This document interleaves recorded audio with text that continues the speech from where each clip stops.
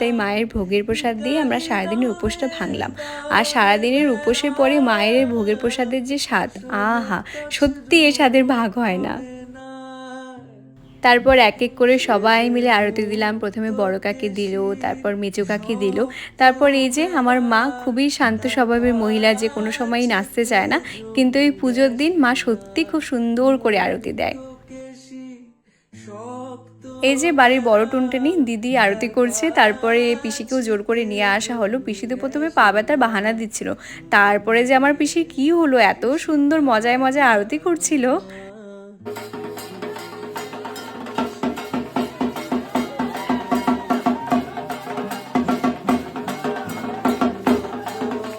তারপর এই যে পিসির মেয়ে বোনও আরতি করেছে, বেচারি ধূপের ধোয়াতে করতেই পারছিল না।